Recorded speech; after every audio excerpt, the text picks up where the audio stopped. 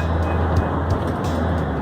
Heading over to a house where I've done a few calls and a real estate agent that I know. In a neighborhood that I've been to several times. I troubleshot the Train EEV board and EEV in the same neighborhood. And I did some jobs back in the day with my father's company in here.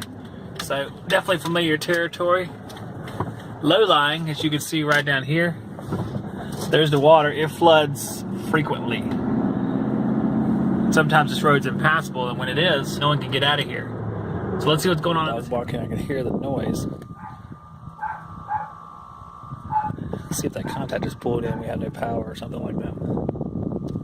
The contactor's not pulled in, and the sound appears to be coming from the compressor area, strangely enough.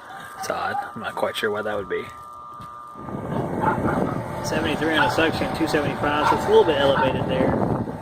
Don't have much subcooling, so we'll run it cooling too, just to see what's going on, because usually we have quite a bit of heating subcooling. Now we only have about 5 degrees. So we'll check and see, and cooling as well. The AC actually didn't move my gauges, so I'm showing 2 suction pressures. Final true suction is 62. Not too bad because it's not that warm inside. We're 70 degrees on the return and 49 on the supply, meaning we have about 21 degrees there.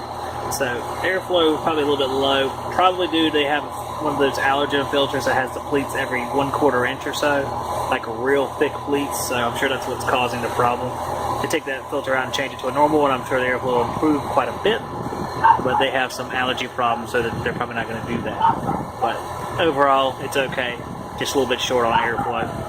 I want to talk for just a minute about some of the air filters people use, and we've talked about this before.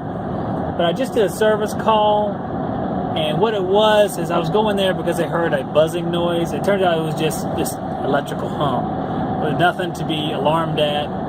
So it was really non-issue.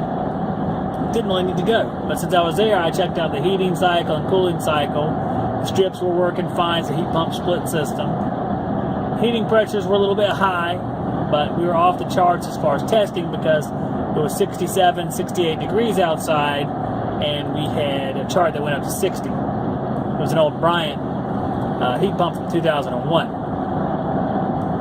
And I put it in cooling, and our suction pressure was a little bit lower. Not too bad off, 61, 62, 63, so kind of cool. And it all comes back to the filter they were using. Now it was 42 degrees coming back on the suction line, so it was really cold on the suction line. And that filter, even though the superheat should have been a little bit higher that day, the filter was one of those really thick pleats, like every 1/4 inch they have a pleat. Not like the ones you see from Flanders a lot of the times from the supply house. These are more like the ones they sell at Lowe's or Home Depot that are like 3-month allergen style, and the pleats are just stacked up really tight. So when I went online a few weeks ago, and I don't remember the exact numbers for these filters, but I do know the sort of frame of reference. We're talking about pressure drop and the ability for a filter to block air or drag air because it's just so restrictive. And these filters like this, these pleated filters that have this allergen capability, which to me is a load, they don't really do much as far as allergens. These filters can block or have more pressure drop 2 or 3 times more than some of the standard grocery store spun glass or spun fiberglass filters.